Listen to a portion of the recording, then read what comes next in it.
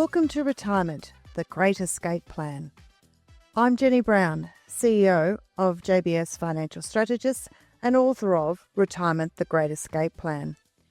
This podcast is about rethinking retirement, not just the numbers, but the life you're planning for.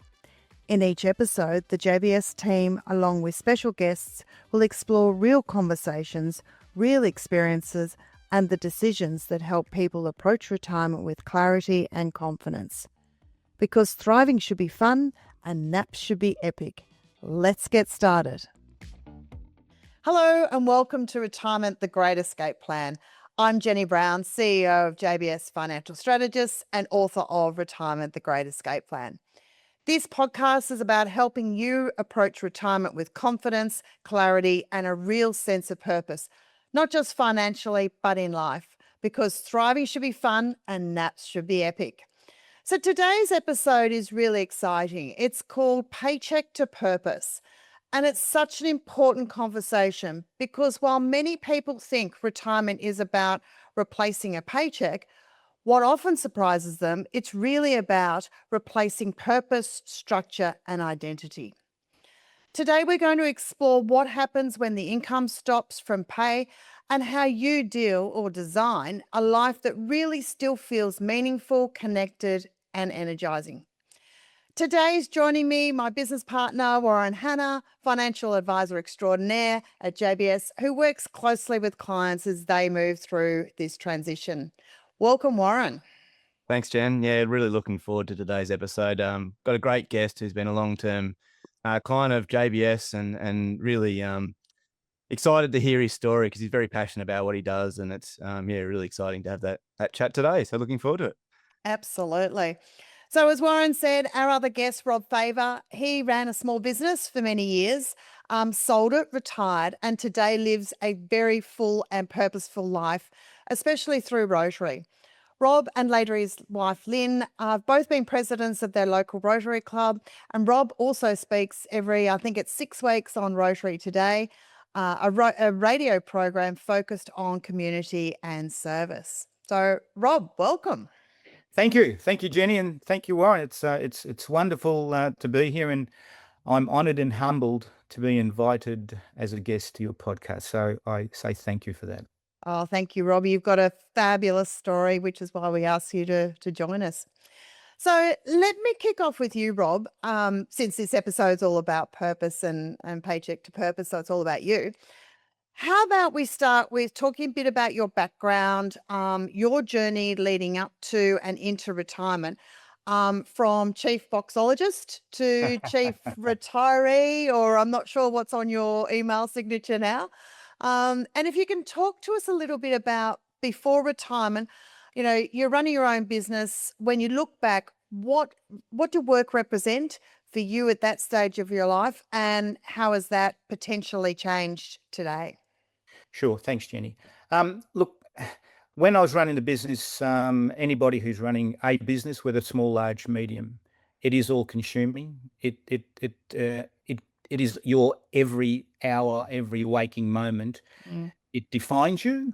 It gives you the concerns. It gives you all those little times when you have success, and then you have downs. But through it all, your purpose, or as the Japanese call ikagi, is what drives you, because you're always out to deliver some sort of an outcome, be it an outcome for your customers. And that old Zig Ziglar saying, the more people I help, the luckier I get. And that tended to drive me as part of my purpose. But that small business mentality, or that even medium business mentality, it drives you every morning, every waking day to try and create a future for yourself, your family, and maybe sometimes create a legacy. And all that becomes part of your purpose. And it does become all-consuming. Good, bad, or indifferent, I suppose that's the individual. That's the individual's question they have to answer, they have to come up with. But certainly for me, it became the driving force to get a result. And most of the time it tends to be a wealth creation result, because at the end of the day, we always tend to use that metric of how much money did we generate and how much wealth did we create, whether it's dollars and cents, whether it's assets. That's what tends to, assist in that purpose. But that becomes your waking moment. In terms of how did we go from purpose to paycheck? Well, guys, what happened with me is once I decided to sell, I had a business partner, and I said to him, look, I need to put this on the table. I'm probably starting to get to the point where getting a little bit intolerant of certain situations, sort of following up money every month, which was, a nice six-figure sum, having that commitment of onus and responsibility of governance and statutory issues that comes to running a business. I said, look, it's probably my time.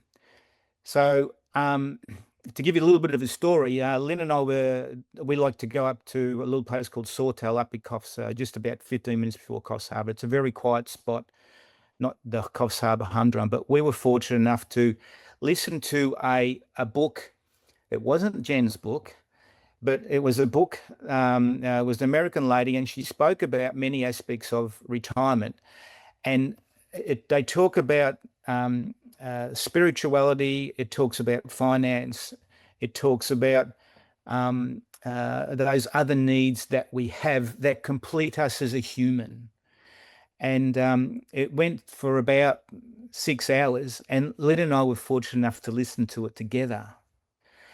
That created a discussion, and it created a discussion that if we plan our retirement with the things that we think will fulfill us, I'm not talking about as a couple necessarily, but we said if they fulfill us as individuals, it'll help fulfill us as a couple, as long as there's a crossover at some point. We were fortunate in as much as we are both involved in Rotary, but putting the Rotary word aside, it gave us a vision as to where we potentially need to be in that, as it turned out, was a 4 to 5 year journey. So it allowed us to create some relationships that weren't just Rotary, for argument's sake. We created relationship. I've been fortunate enough to be involved in the aged care sector, so it allowed me to nurture something. And then all of a sudden, you work a bit hard in certain situations, you get a few invitations, and you're on a board here, and then you're doing some more community over there because you're putting yourself out there. So my purpose became community. My purpose became that give back. My purpose also became, I actually had a chance to have this sort of self-satisfaction, which is a sort of purpose towards myself. So there's nothing wrong with having that purpose that's outward. It doesn't have to be always giving to others, but I found in giving to others, you get a chance to, you give to yourself and you nurture that side of spirituality, that side of self-love, I suppose. And it's all of a sudden you start doing things that you didn't realize that you not so much could do, but you wanted to actually get involved naturally. Nothing became an effort. But the good thing about it is that, look, I'm not up to it today. I need to have, you can overload. It's very easy when you have time on your hands. And let's face it, time is not your enemy. It's just you got a huge bank of it. It became that we could get, let's push back a bit, because I tend to go a little bit overzealous, as you guys know me. And it became a something that I could pull back, or I could immerse myself, depending on what we do. I mean, we still went on holidays, and we still do go on holidays. We still have heaps of time for our family. So we allow that purpose to become part of this rounded community that we sit in.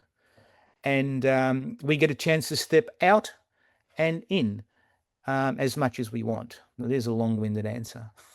No, that's actually really cool. So to recap, you listened to this book sort of about 4 to 5 years before you decided to retire. So then it was listening to that, chatting with Lynn, obviously, and then forming a plan from there. So that was that the beginning of the thought of retirement, sort of that 4 to 5 years? what happened was, in listening to the book, it validated with the decision where I was going to. I hadn't quite made the decision in my own mind then, but it validated the fact that, yeah, look, I needed to start my next journey in life. Yeah. I needed to be able to say, but I wanted to close that chapter formally, not just simply flop. I'm not a person that simply flops. I try to have a little bit of thought into what I'm going to do. So that it was important for me, and for me to, after reading the book, to say, well, let's take this little bit of advice. You know the old saying, you read a book, you might remember 5 or 10% of it. Yeah. Well, the 5 or 10% that resonated with me is just do a little bit of planning. I've been fortunate enough in life that the financial aspect of my decision, of my retirement, wasn't the biggest issue I had to contend with, right? And that's because I've had wonderful people like both of you, in our corner, and supporting us. Jenny and I, or Lynn, Jenny and I, our relationship goes back years. And A lot of you know what? You know what, Jenny? I'm 67, so I can honestly tell you it's 40 years nearly Yeah, wow. since we first knocked on the door. I was about 30, 32. Oh, a bit older than that, because I've been doing this 33 years. So Yeah, but so Bongiorno's. yeah. So it'd be 30 Yeah. 30 years. Yeah, Yeah. 30 years. Yeah. Yeah. So, when,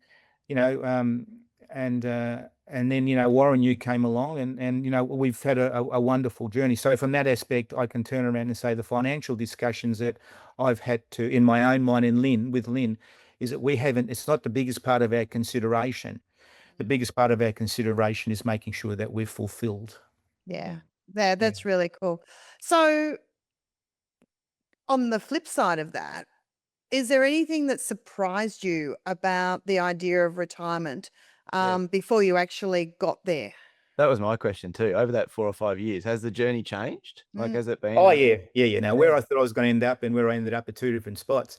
I suppose the biggest changes is that, I didn't realize I was going to end up doing more work in the aged care sector. I started off putting my name down every second Monday, I think it was. I offered an aged care facility where my parents were. I wanted to give back. I wanted to give back to that facility in some form. So I said, look, what are the guys doing on a? I said, do you need someone on a to drive the bus? Because I noticed it wasn't being utilised when I was there. And they said, well, actually, we're thinking about having a men's group, because in most aged care facilities, it's about 85% women. So we had about 10, 15 men, and would you mind taking them out? So I took them out for barbecues. Guys like to sit in the pub. Maybe there was a sports tab a couple of times, and we just have a Palmer and a couple of pots. They had the pots. I had the Palmer. We'd go out to Geelong, or we go to the other side of town. We go to the Dandenongs, we go to the Yuyangs, anything within an hour's drive. And then before you know it, I got asked to be on the board. And then, since then, that board position has developed. I'm a deputy chair, and that's I've been able to use some of the skills that I've been fortunate enough to learn over the last, the lifetime of work. And they're getting applied in this situation, be it from commercial governance, statutory work, even working with our HR people in terms of certain strategies for certain situations. So I've been fortunate that that came along, and then all of a sudden with Rotary, I got asked to be on this other board where we help people who are those in need. There could be refugees who are new to Australia, might require, they've just been given a home by the government, or people who have been escaping maybe a family violence situation and need to be rehomed, or people who are just suffering natural disasters, such as the recent bushfires. They come to our facility, and we go out and we collect donated goods. No personal goods, they're all household items. So they're white goods, TVs, kettles, knives, forks, divans, couches, mattresses, all that sort of stuff. We have a team of volunteers that are perpetually there 5 days a week. We clean the goods, we electrically check them, and then These people come through our facilities through agencies, and they get a chance to pick what they need to restart their life, and it's all for nothing. Fantastic. So That's amazing. yeah, so it's one of those Rotary things that not many people know about, and there's three of these around Victoria. There's two in the east and there's one out in the west that I work with. Did I know I was going to get involved in that to the level I was? Because I was happy to volunteer, for 1 day a week. So all of a sudden, I've got a Monday fill, I've got a Tuesday fill, I've got a grandchild on a Wednesday, hit a golf on a Thursday. Friday, it turns out now I'm helping my son with his business. Bring on the weekend. I say it's easy. So you've replaced your paycheck with 5 days of structure effectively. Yeah, but everything gives him a reason to get up, and Yeah. that's, I suppose, the message. If you want to use the word purpose with a reason to get up, there's a simpler way of doing it. Well, I've got a reason to get up Monday, Tuesday, as I said, Tuesday, Wednesday to Friday, and it's fulfilling. And I'm lucky because Lynn's got exactly the same things, but there's nothing that is imperative. So we still get retirement. We still get our time. We still get me time. We've got beautiful grandkids that we get a chance to enjoy as much as we can, and beautiful they're our sons' wives and partners. They're absolutely fantastic. We get a chance to enjoy that as well. So, I don't know if this is encompassing the word purpose, but certainly for me, that's how we were able to slot it in. So Absolutely. as you transitioned then, if we just come back to that, you've Mhm. obviously started trying. How did you juggle, if you're talking about at the start that your small business was ever encompassing, and that yet you're still trying to get these purpose and try a few things out? Was there anything, for example, you tried that didn't work? Was there any examples of that? But then it sort of snowballs, I guess, towards the point where you actually decide, well, now it's time to finish up. So talk to us about how you juggled that and tried a few different things. Yeah. So in trying a few different things, what I found was, first off, let's do nothing. Let's do the old. Let's just sit back and we'll let the world wash over us. Couldn't do it. Yeah. Did you last 5 minutes? I couldn't do it. I tried it for a week, doing the old odd jobs around the house and trying to find projects around the house, which is wonderful. But Warren, you need soul food. Yeah. And what I found, sometimes there were a couple of things that didn't work. Things like, I explored. Hey, there you go. I explored maybe joining a car club, Oh yeah. for argument's sake. To create a new sense, a new community. But look, that's fine. It's only once a month, once every 2 months. I'm not but what I also found, and I'm not quite answering the question, but what I found was there is a plethora of things that people can get involved with that doesn't have to be necessarily volunteering. Yeah. There's men's sheds. Yeah. Once you start, if you're prepared to lift the lid and simply do general searches on whatever your preferred browser is, it's amazing the type of organizations that are out there that you can maybe resonate with, because until you test the water, you don't know. I mean, what that I found, there's men's sheds. There's places where if you've got if you want to tinker with bikes, go tinker with bikes. There's organizations that assist homeless, and all you have to do is lob up and talk to people. It did. Some people don't like the chat. That's fine. Just be there and have a kick of footy with them. There's organisations like Probus, where they're just a social group. There's organisations that online chats. It's just creating. It's just that sense of be a little bit brave, and search for something that may resonate with you. That's what I found. I was just fortunate, Warren, is that I had this Rotary thing that was sitting underneath us. I just got more involved. It was an easier transition for me, so I didn't have to look as hard. Yeah. If that answers your question, for me. Yeah, but it did sounds like you did take time to still build that, and I guess that's a lot of the message in the book, is that You can't just retire necessarily to a date and then try these things. I mean, you can. That's right. But it makes it so much more rewarding if you're able to build and sort of transition this period well, because that's where the successful retirees are able to transition that and give themselves that purpose. 100%. Yes. So I started that journey. Yes. So to come back to what you just said, yes, I did start that. I did start that before I retired. Yeah. And I probably did that in about the last year more than anything else. Yeah. Maybe 18 months, but that's when my mind became more switched on to looking a bit more about me, and rather than looking more about the business. And I was fortunate though, because at that time I had a business partner, Tim, who he wasn't going to retire at the same time. There was going to be about maybe a 1 year, 2 year difference when we sold the business. So that allowed he allowed me to maybe start my journey and drop that day that I needed to drop for whatever the reason was.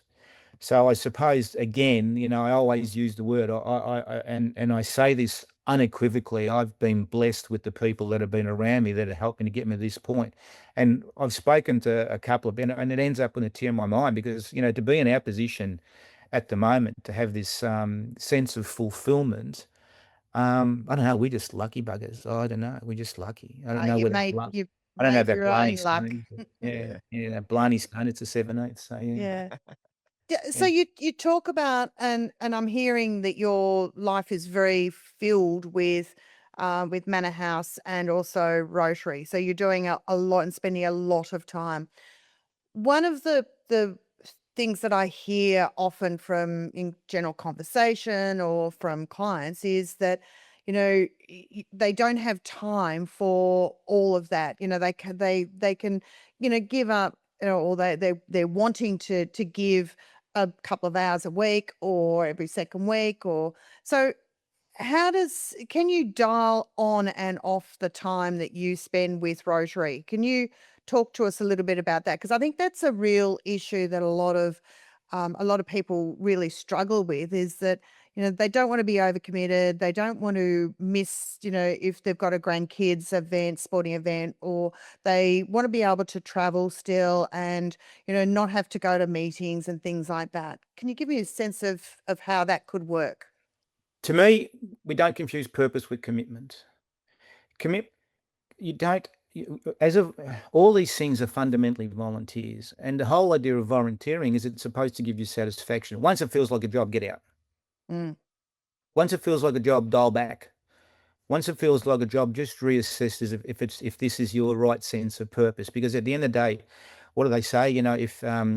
If you love your job, you'll never work a day in your life. Well, it's no different. It's no different when you're retired. If you're enjoying that, whatever that volunteering or whatever that association that you're with, if you're not enjoying it, dial it back. Look for other things, because we are still going on holidays, and we're volunteers. We're not committed, but it's our purpose. But the amount of commitment we need to give is up to us. And if you talk to other volunteers in the organisations that I'm involved with, they'll say the same thing. I can't make it today. I've got to look after. We want to go away for the weekend. I can't make it for the next 3 weeks. We're going away. No one's rescheduling their life because of their commitment to whatever they're doing. So at that point, it comes back to, there's nothing wrong with making your retirement about yourself, as long as you understand part of that self is fulfilling yourself with doing things, but also fulfilling yourself with doing things for others, as well as fulfilling yourself with doing things for you. It's exactly out of the same nut, right? It's out of the same nut. And I believe people should never lose sight of that, because that way you can have a rounded retirement. And that's what people need. They need a rounded retirement, not one way where you get, what's the word? Not apprehensive, but you get angry about the fact that I have to go somewhere. No, pull back. You're doing it too much. Pull back, or stop it and find something else. Yeah, no, that's cool. I was talking to next door neighbour, and her husband's very involved in Rotary down here in Torquay, and he's been an ex-president, but she was saying over a coffee that so he was made redundant, and she said the best thing for him was the Rotary Club and the people. So that sense of community and that sense of purpose, because they all got around him and helped him create a purpose in his life where all of a sudden work stopped. Well, and he had no choice on it. What do I actually do? So I think it's really interesting that you deliberately went into Rotary and built up the time and things like that. But obviously you've experienced similar sort of things with other members of your Rotary Club. Yeah, sure. But I'll just hunt in on the point. I know it was talking Rotary because that's what I'm involved in. Yeah. It doesn't have this. I'm trying. I suppose, Jenny, I'm trying to make this isn't a Rotary centric discussion. This is my journey. Yeah. But finding, I know, again, through Rotary, we've been involved in a lot of other community organisations. Like, there's the men's shed's just in front of the mind at the moment because we've just given them some grants. Now, they're just a bunch of guys.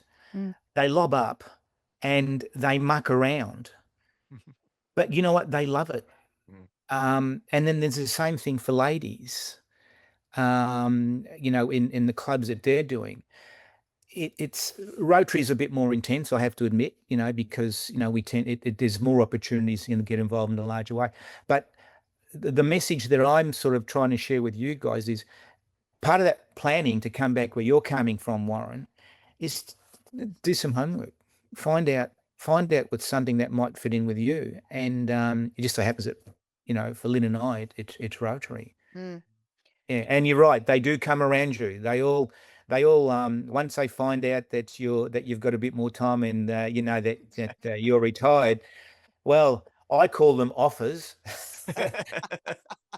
And if I was talking in a here with a beer, they offered me something. Yeah. So, but yeah, and some of those offers are wonderful. Well, you can play another round of golf on Tuesday. Oh, that's wonderful. We've got a barbecue happening in a couple of weeks. You can be the organizer.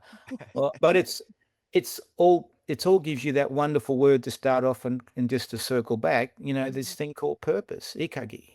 That's really cool. Yeah. So is there anything that you miss about working? Yeah. The relationships, and this is, I know this is old hat. I had beautiful relationships with our customers. And when I say beautiful, I could cite you off the top of my head at least 7, probably even more, where when I started the business, I'm talking with Dad, and 10 years later, I'm talking with the son who has taken the business from X to X factor by 15.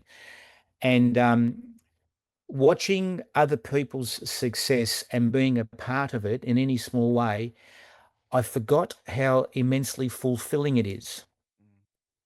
And as it stands at the moment, I don't think I'll ever be able to replace that. And only yesterday, one of those sons rang me up and said, "Robert, we haven't caught up for lunch since you've been retired." And without a word of a lie, he left a voice message, and I thought he rang the wrong number. And he goes, "No, Rob, I was talking with the owner." He goes, "We want to take you out for lunch." I miss that interaction of watching them develop, because some of these guys I've seen develop as 16-year-olds into 26-year-old and 30-year-old men. And you see them grow as and by the way, women as well, because there's a couple of ladies who sold their business for ridiculous figures, and I saw them grow from 2 ladies who just had literally wanted to give flowers to sold their business for an 8-digit figure in the space of 10 years. Just seeing that journey and being part of it, I just forgot the amount of satisfaction and fulfillment it gave you in watching that part of people grow. And you guys are fortunate. You're seeing it. Mm. You're seeing it every day as people transition from nurturing their nest egg from X to X times something else, and then saying, I actually want to retire, and I was part of that. You know what I mean? With you guys. So yeah, I do miss that. I do miss that, and like I said, I'm not going to try and fool myself. I'm not going to be able to replace it, but it's up here, Yeah. and you can't take that away.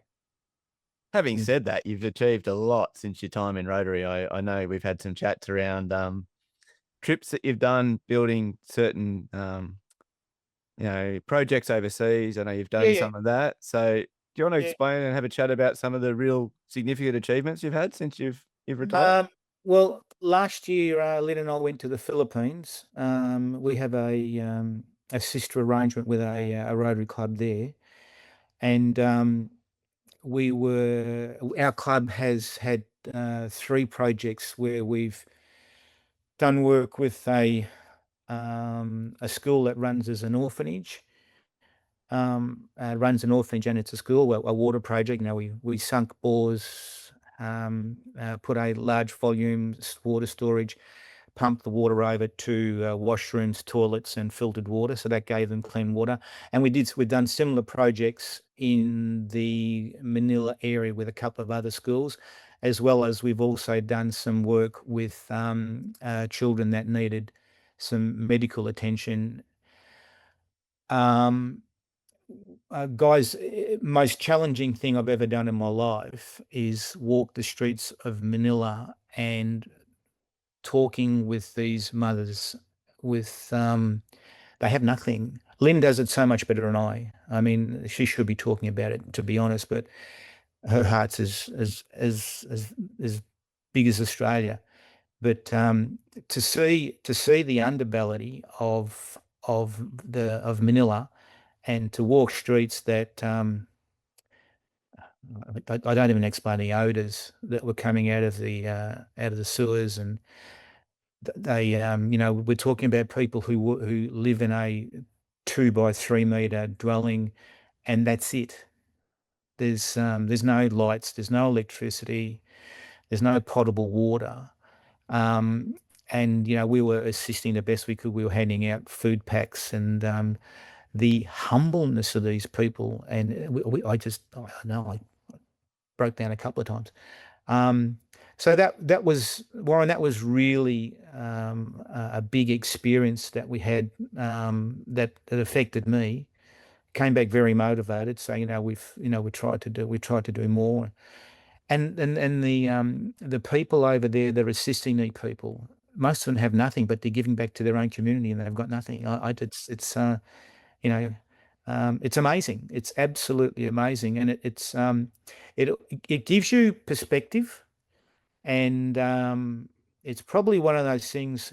If you could set up a program for the average person to see what small things can do in an economy that is starved of the basics, more people would give. But you know what I mean? It's hard to, we need stuff like out of Star Trek, transport you there, get an idea what it looks like, and then transport you back. Yeah.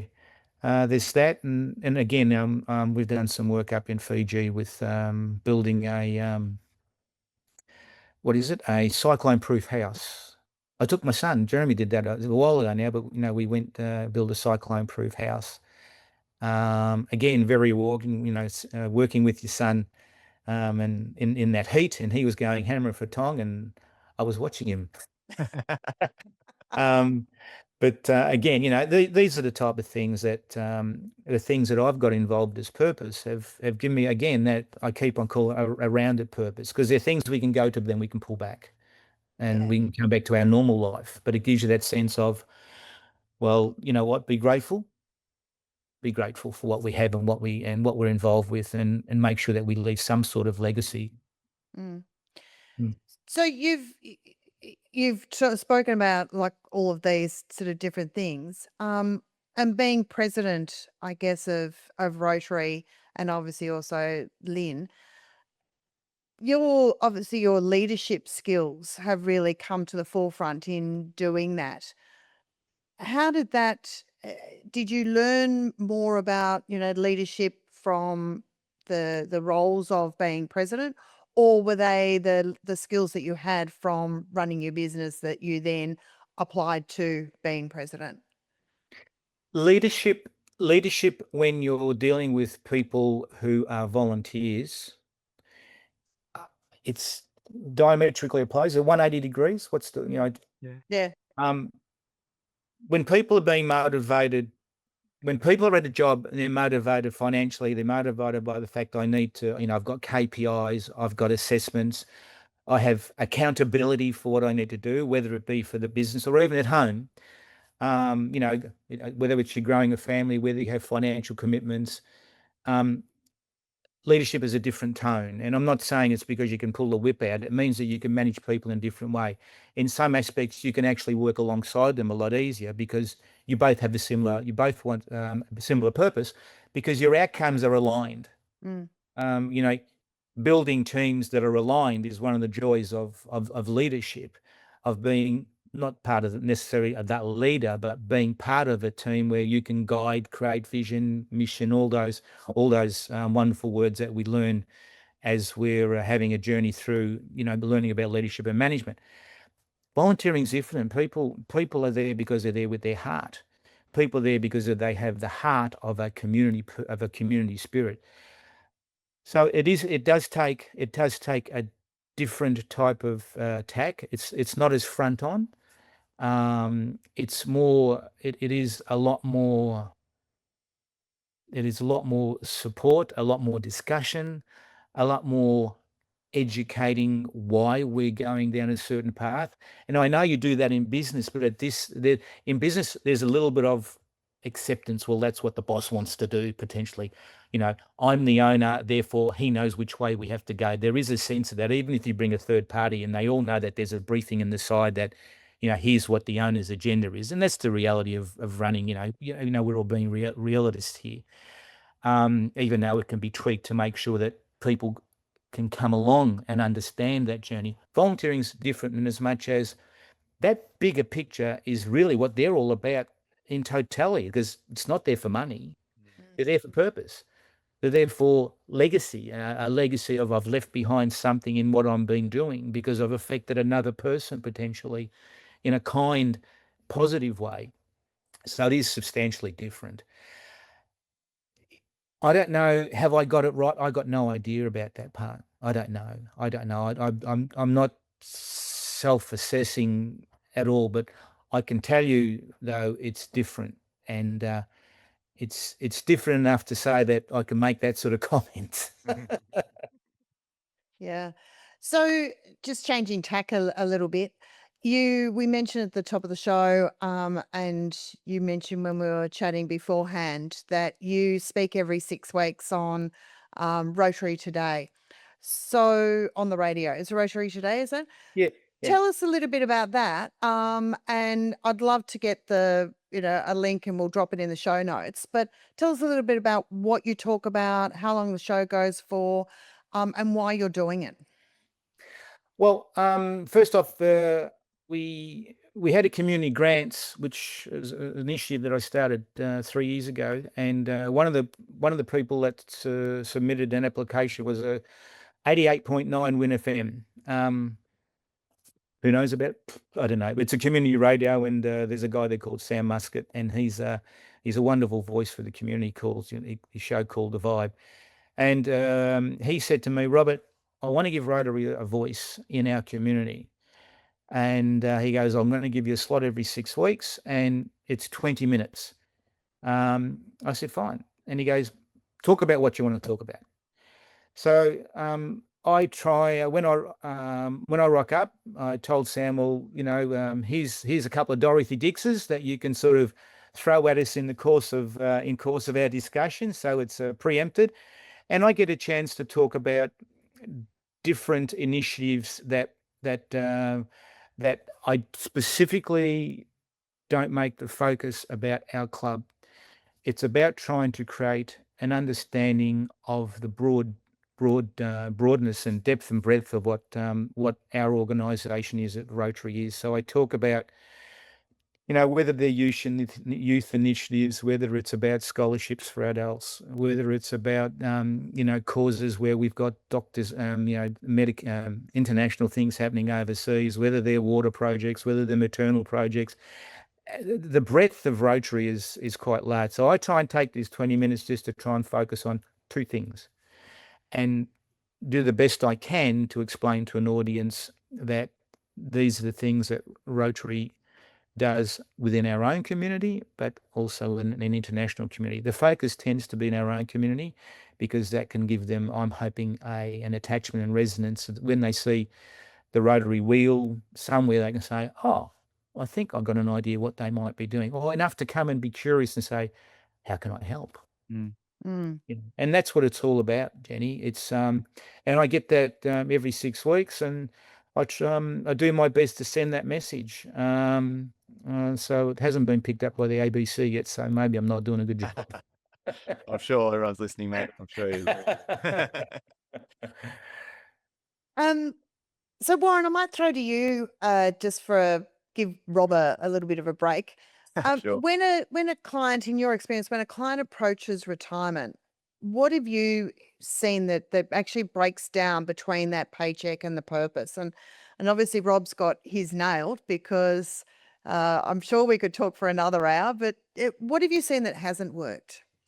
Yeah, I think, as Rob touched on, I think it's about the preparation for my mind. I mean, it's if you're looking at getting towards that retirement as a date and a figure, even if it's a financial freedom number that you've got to get, but you haven't got that work-life balance right leading up to that, I think it does challenge a lot of people. Not all people, not all retirees necessarily have as much out and go as Rob. And that's obviously worked for Rob. He's able to engage himself with the local community. He's not scared of trying new things, and that's really worked. So I guess for those maybe a bit more introverted, so to speak, or those who are working so hard and focusing on that one particular date rather than necessarily the bigger picture, that's where people are challenged. And I was laughing about the fact that Rob said he couldn't sit still, and then reflecting on that client who's painted the deck 3 times in 12 months in the first bit of his retirement. Like it's polar opposites in some regards, that Rob just gets out and have a crack.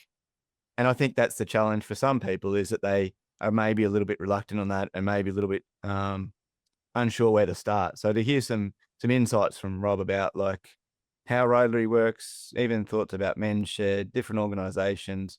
And it's very similar with his driving the bus story to my dad, where he's driving the local library bus. He was never envisaging that being a retirement goal of his. It's just something that he fell into. So I would just encourage people to, give things a try, think about it well beforehand. Obviously, that I might even ask Rob if he can remember the name of that book he listened to, and we could share that maybe. Absolutely.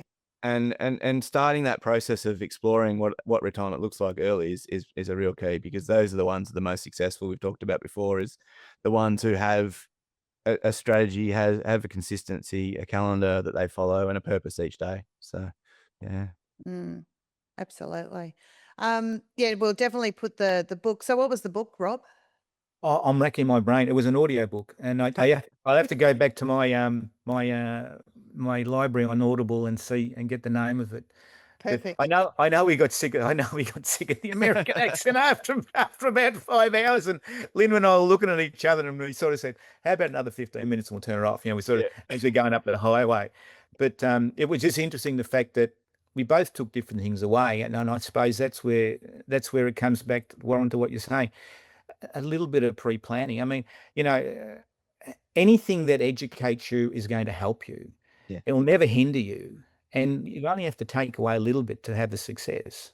Yeah. That's the attitude I always adopted. So that's why it's been successful. Yeah. Yeah. Absolutely. Yeah. So I'd like to, I guess, start to wrap this up.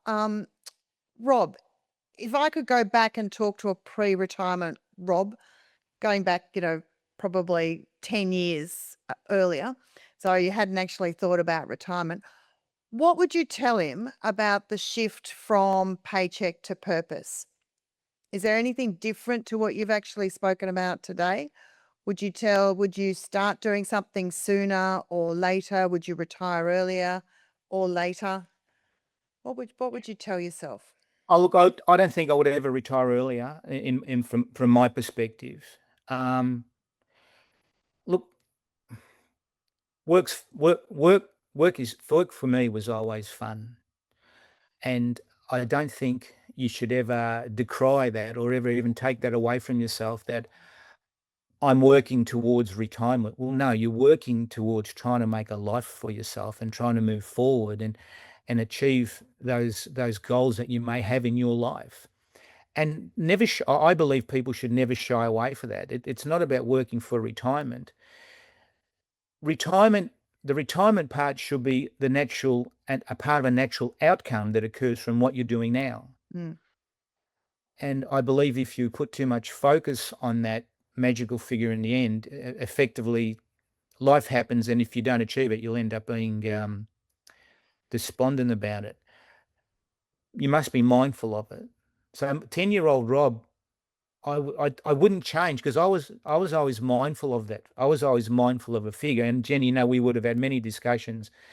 And then when you came along, Warren, the same thing. I was always mindful of figure. I wasn't consumed with it. I was mindful of it. And I knew that I always had to put something aside, even though it cost us in terms of maybe some little quality of life issues. But I knew that long-term gain, right? Short-term pain. So now Jenny, I can confidently say I wouldn't change that. And in terms of my retirement date, well, I don't know. It always relates to a financial number, and you can't. I don't think personally I could decry that. But if you talk about attitude, I think it's where your headspace is. And if your headspace is right and the money's right, well, then you can go. But if the money's right and your headspace is wrong, don't go. The two aren't mutually exclusive.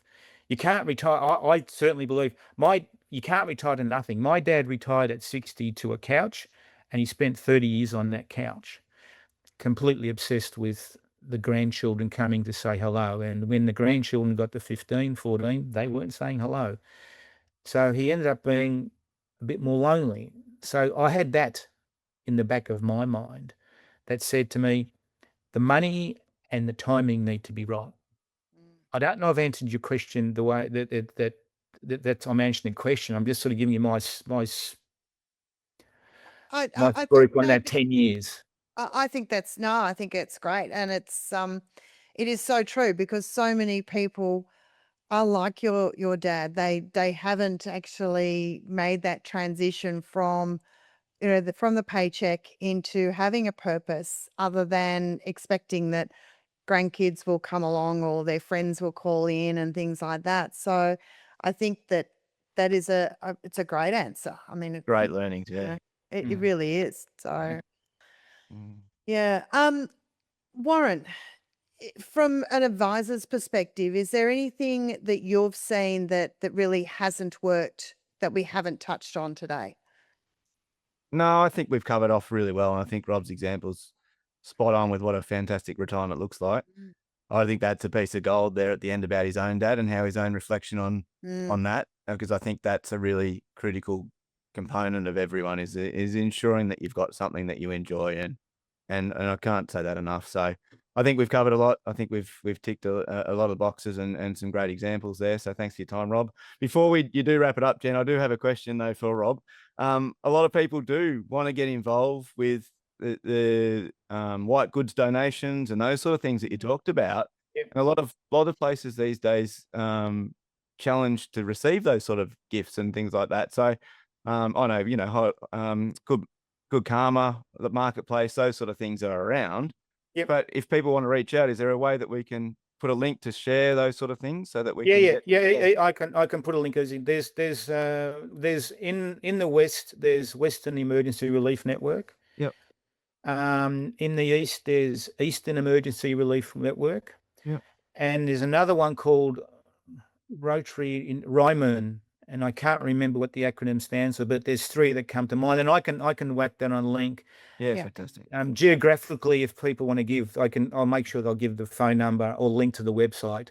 and they'll. Because often it's hard to find the way to do it. So yeah, that'd be fantastic. No, that's easy. That's easy. Yeah, that's I'll do that. perfect. That's perfect because it is hard, and I know just from my own experience when we were cleaning out Mum's house after we sold it, there was so much really good quality furniture and white goods and kitchen goods and stuff like that, and it's like, what do you do with it? There's only so much that my brother and I could take, and then you go to op shops and charities, they're like, no, we're full. So I wish I'd known several years ago, but that's okay because hopefully it helps somebody else who's doing the same thing and cleaning out their parents' home or a friend's home or whatever. So no, that's great. So. Any closing comments, Rob, before we wrap up? I know we've absolutely unpacked a heap today, and I love it, and I thank you so much for it. Anything you'd like to leave the listeners with before I wrap up? Just in retirement, be brave. Just try and just be a little bit of brave. Front up to that place that you think it might be of interest to you. Have that chat with somebody that you think might resonate with what they're doing, and just ask the question. No bad questions, yeah. They're all good questions, and the only bad question, as they say, is one you don't ask. But be a little bit brave in your retirement, and the rewards will come back in multiples that you will not even in your wildest dreams. Because in retirement, you don't need much to make you happy, I believe. A little bit of purpose, and don't forget, nothing wrong with making it about yourself. Yeah, no, that's absolutely fantastic. Any closing comments, Woz? No, I think Rob summed it up perfectly. Yeah, no, I think that's great. Be brave. That is such a great mantra. So thanks, Rob. So in closing, what I loved about the conversation today is exactly that, being brave and having a go and making sure that you've got the purpose and reaching out to others. I think that is so important. Thank you, Rob. And as we've said, today's conversation is a reminder that retirement isn't about stopping, it's about redirecting. So redirecting your energies from work and paid employment into the purpose. It's about replacing the paycheck with purpose, structure and connection, and giving yourself permission to enjoy life that you've worked so hard to build. So if today's episode's resonated, I really encourage you to visit the idea of what a really good ordinary day looks like for you. And if you'd like help turning those ideas into a plan that supports both your money and also your life, then you can connect with us at JBS Financial. So Rob and Warren, thank you so much. And for everybody out there, thank you for listening. Because retirement is, because retirement is about more than being prepared. It's about enjoying the life that you've worked so hard to build. Because thriving should be fun and naps should be epic. Thanks for listening to Retirement, the Great Escape Plan. If today's conversation raised questions for you or simply gave you something to think about, that's a great place to be. Retirement isn't about having everything figured out at once. It's about starting the right conversations and taking thoughtful steps over time. You'll find helpful resources and references related to this episode in the show notes. For more tips and insights and practical guidance, we also invite you to visit the JBS Financial website, where you'll find a range of tools and resources to support you at every stage of retirement. You can also follow JBS Financial on Facebook, LinkedIn, Instagram, and YouTube for ongoing conversations, updates, and ideas to help you plan well and live fully.